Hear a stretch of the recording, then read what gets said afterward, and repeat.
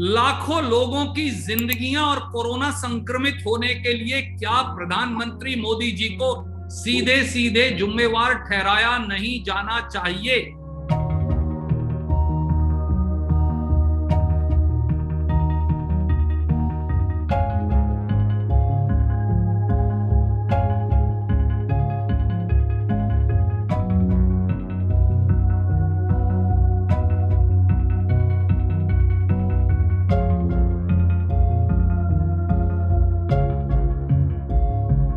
एक घबराए हुए प्रधानमंत्री और लड़खड़ाई हुई सरकार ने कांग्रेस, विपक्षी दलों और सुप्रीम कोर्ट के सख्त रवैये और आदेश को देखते हुए अब 21 जून 2021 से तीसरी बार नीति फिर बदल दी और कहा कि सरकारी अस्पतालों में 18 वर्ष से अधिक की आयु के लोगों के टीकाकरण की जिम्मेवारी भारत सरकार लेगी। क्या कोई बताएगा कि 6 महीने में 16 जनवरी 2021 से 7 जून 2021 के बीच में 6 महीने में 3 बार टीकाकरण की नीति को बदलकर लाखों लोगों की जिंदगियां और कोरोना संक्रमित होने के लिए क्या प्रधानमंत्री मोदी जी को सीधे सीधे जिम्मेवार ठहराया नहीं जाना चाहिए? पहला सवाल। दूसरा सवाल, अब तक भारत सरकार हिंदुस्तान में वैक्सीन उत्पादन का 50% खरीदती आई है।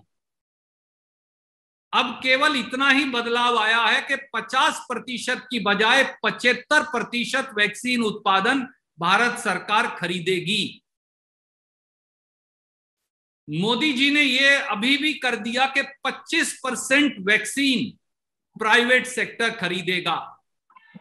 यानी अगर आप नौकरी पेशा व्यक्ति हैं, यानी अगर आप प्राइवेट सेक्टर में काम करने वाले सैलरीड एम्प्लॉय हैं, यानी अगर आप पत्रकार हैं, यानी अगर आप दुकानदार या छोटे व्यवसायी हैं, यानी अगर आप एमएसपी एमएसएमई चलाने वाले हैं या वहां काम करने वाले हैं, यानी अगर आप 30 से 40 करोड़ हिंदुस्तान के मध्यम वर्ग के लोग हैं, तो आपके लिए टीकाकरण आज भी मुफ्त नहीं। उसके लिए आपको प्राइवेट सेक्टर में जाकर भारत बायोटेक के वैक्सीन की 1200 और 1200 2400 रुपया कीमत और 150 और 150 रुपया सर्विस चार्ज यानी 2700 रुपया देना पड़ेगा। सीरम इंस्टीट्यूट के वैक्सीन की 800 और 800 1600 रुपया 2 डोज और 300 रुपया सर्विस चार्ज यानी 1900 रुपया कीमत अदा करनी पड़ेगी।